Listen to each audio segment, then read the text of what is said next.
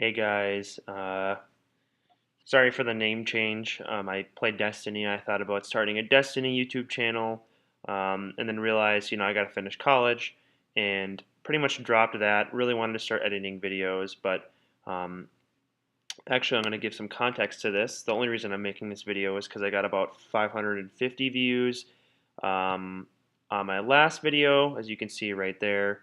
And again, I'm interested in this topic, and so if I generate almost 600 views and get a lot of people watching and talking, that's really great. And um, I like talking about magic. I like getting excited about spoilers, and as you can tell, uh, I really like tribal decks because they really get to the flavor of Magic. You're not just playing a bunch of random creatures that make no sense. Many times people play decks that have cards that make no sense with the storyline, and I am a competitive player. So when a competitive tribal deck comes up, that really gets me excited because you kind of create this theme and you're kind. I don't know. It's just really cool to get that synergy going with something as cool as, let's say, vampires or werewolves or artifacts or things like that. It's just really fun to get that synergy going. And so I just wanted to point out a couple spoilers. And so my last video, biggest critique was werewolves didn't have any transform mechanics uh, or transform cards per se that initiated a transform, much like Moon Mist, if you guys have seen that before. But something that has happened is they have created these Eldrazi werewolves.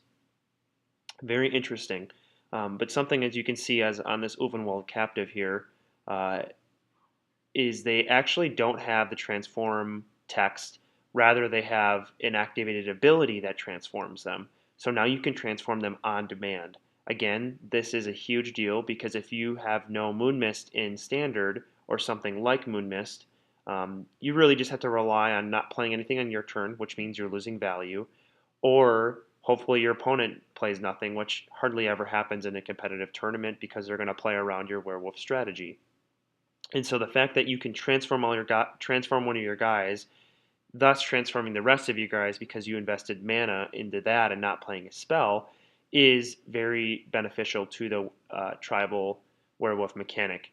So I'm just going to talk about a few things that I think Wizards has to print that hasn't been revealed yet in the spoiler list that needs to be printed in this set. Otherwise, you will not see a tier 2 or tier 1 werewolf deck or a competitive FNM werewolf deck. And they have printed one of them, and Eldritch Evolution is obviously great in any deck. It's freaking ridiculous. Let's see if I can find it here. Right here, Kessig Prowler. The fact that they printed a one drop werewolf that isn't a 1/1 with haste, but a 2/1 that has late game viability. The issue with Village Messenger, the 1/1 with haste, is that yes, he can turn into a 2/2 with menace, um, but and that is really great on turn one. If you're going first, you swing in for one, and then you get to flip him. He's a 2/2 with menace.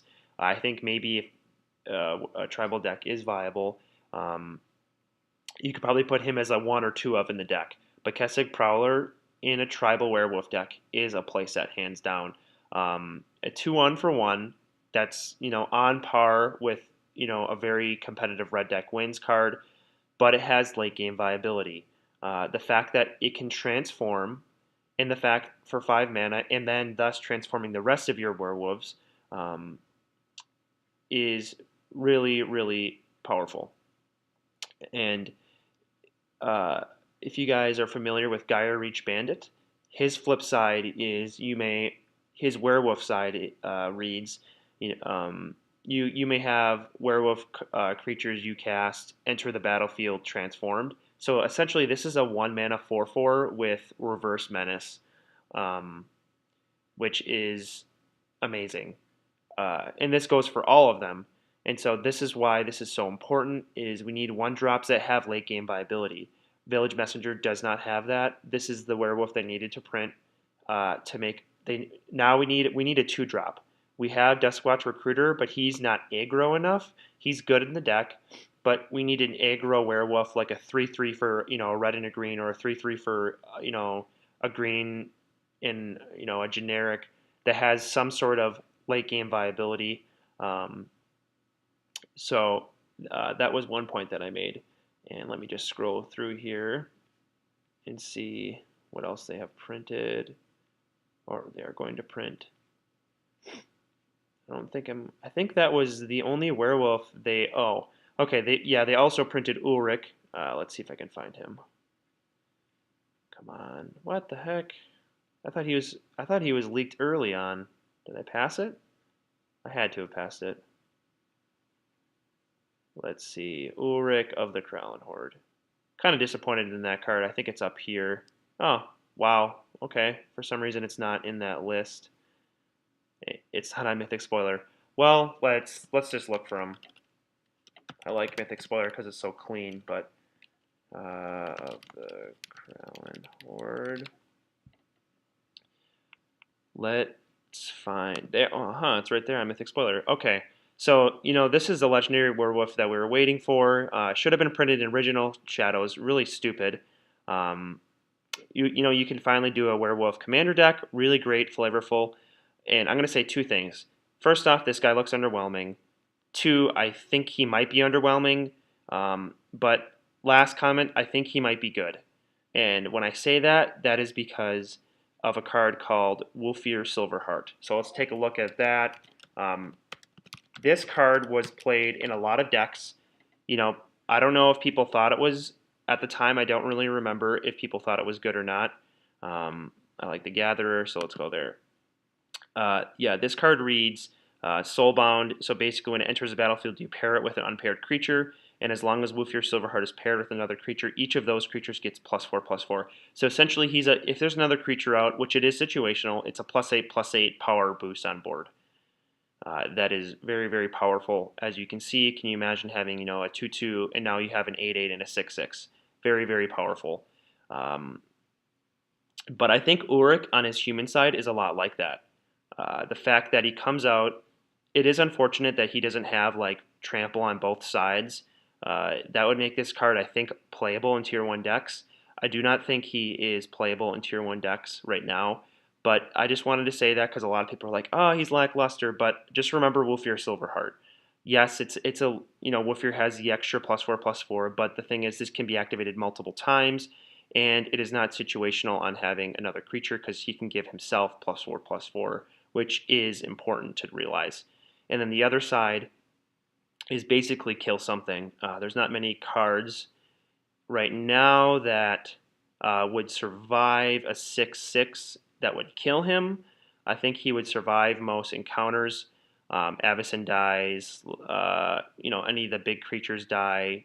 Sylvan Advocate dies. Not obviously he can't kill Eldrazi, but he kills most things. It just sucks that he doesn't have like trample on this side because that would actually make him a game-ending card because he comes down, he gets enough aggro through, then he flips, kills something, and then he can trample through for the rest of the damage if you still have another blocker. That's unfortunate. But I'm just going to show a few things. Hull Pack Resurgence, again, you need to go wide with a werewolf deck. And this is the card that will help you win. You flash us in, after declare blockers, and you win the game. If they have no response or if they have no kill, instant speed removal. And Atarka's Command, again, you would think that this card is good in a widespread deck, and I agree. But people don't realize that you can put a land onto the battlefield. So a lot of times, what I do is I can transfer my werewolf past my turn 2, and then at the end of their turn, I'll hit them for 3 to the face, and then lay a land. My guys are transformed, and they're not going to play 2 spells on turn 2, and my 1-drop will be transformed, and then on my turn 3, I can play a 4-drop. Again, there are not any good 4-drop werewolves right now. That is the issue with the deck I'm playing. I'm playing Sirach at the 4-drop as a kind of a pseudo werewolf. And so, because I like flavor, and Sirach is an interesting card. I think he's underplayed. I think he's good in certain decks as a one-of, and you can curve out with different cards. I play Arlen also. I shouldn't have said Sirak. I should have said Arlen. So you can curve out into a turn, 3 Arlen, generate a wolf, and then the next, uh, or give one of your werewolves +2/+2 in haste. Really, really fast, and people are surprised that when you do it because they don't think, oh, okay, you're playing a Tarkus command. Oh my gosh, now you're a land and a half ahead of me because if I go first, so that is a great card in werewolf deck for ramping up early and getting that final damage in. But like I said, they still need to print another tribal card that is in support of werewolves. If they do not, there will be, I'm pretty much going to botch the deck I have now. Um, Ooh, this just came out. What the heck? When Spirit of the Hunt enters the battlefield, each other creature you control that's a wolf or werewolf gets +0/+3. That's a card that you need right there. That stops mass removal. That is amazing. Wow, I didn't even see that spoiler. That's my bad. That must have came out like last night at midnight.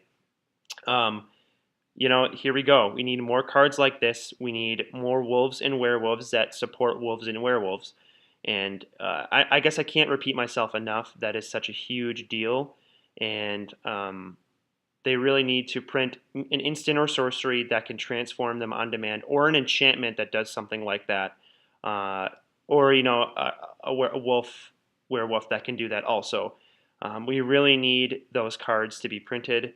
Um, Otherwise, I really don't see this tribal deck getting off. Sure, there are a few werewolves like Duskwatch that fit into other decks that he's just really really good on his own. Um, but in order for us to have a tribal deck, we're going to have some of those cards printed. So let me know what you guys think about Ulrich.